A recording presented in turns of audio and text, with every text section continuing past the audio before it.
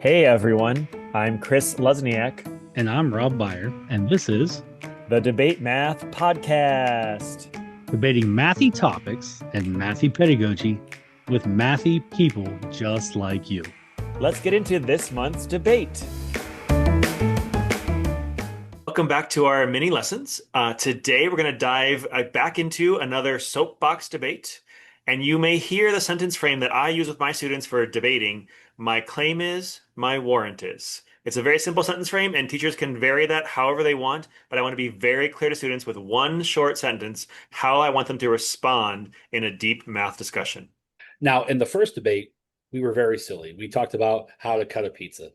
And this episode, you're going to get into a little bit more of a mathy debate, where we're going to talk about manipulatives. It's important to know that when we start with the silliness to help with the structure, that's just for the structure purposes and getting students, used to talking with each other. We want to then move them into talking more mathiness in their classes, and so they can share their ideas and share, what they believe, but also having reasoning behind it.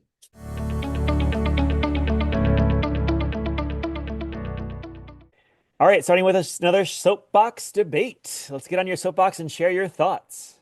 Our first question is for Zak. Zak, what is the best manipulative?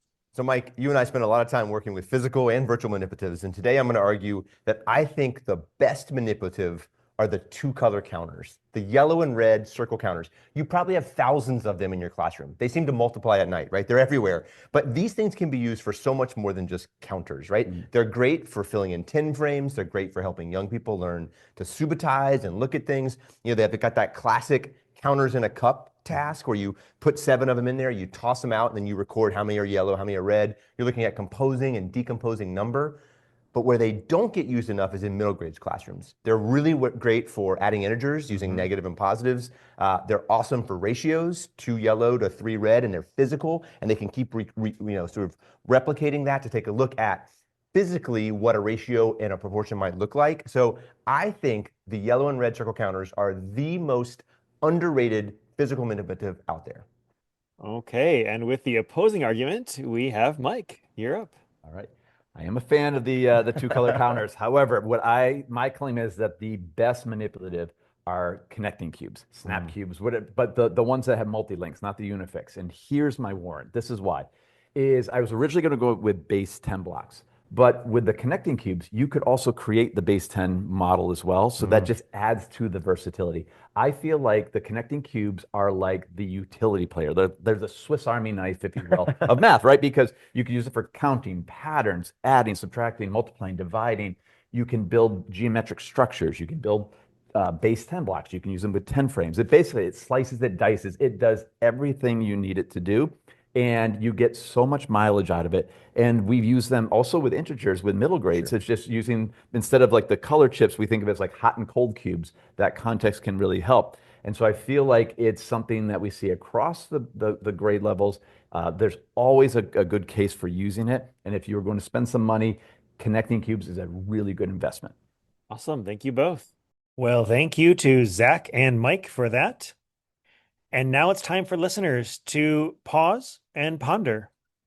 What did you notice? What do you wonder?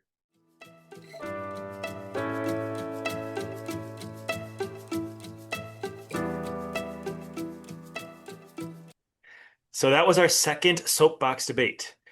Did you notice, by the way, that during that debate, Zak did not use a sentence frame, claim, and warrant, which may be okay in some cases, but the goal really is with this to get students to say their answer and give an explanation, to build that argumentation routine. And if you also noticed, both of them had strong reasoning that tied to the claim.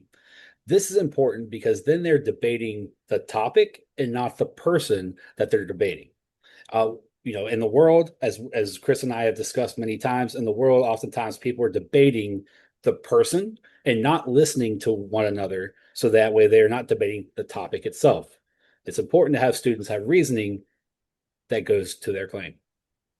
Tune in next episode as we change up the routine a little bit and go a little deeper.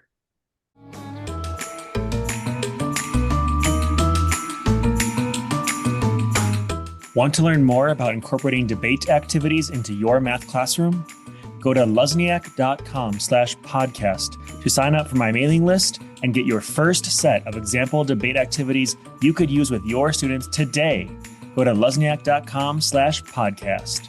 Don't forget to reach out to us with comments and questions on debatemath.com or follow us on Twitter at DebateMathPod and follow along with hashtag DebateMathPod. Rate us and review us on Apple Podcasts. Or wherever you listen to this podcast. Your feedback is super important to us. Well, that's all from us. Looking forward to debating with you more next episode. Until next time, cheers.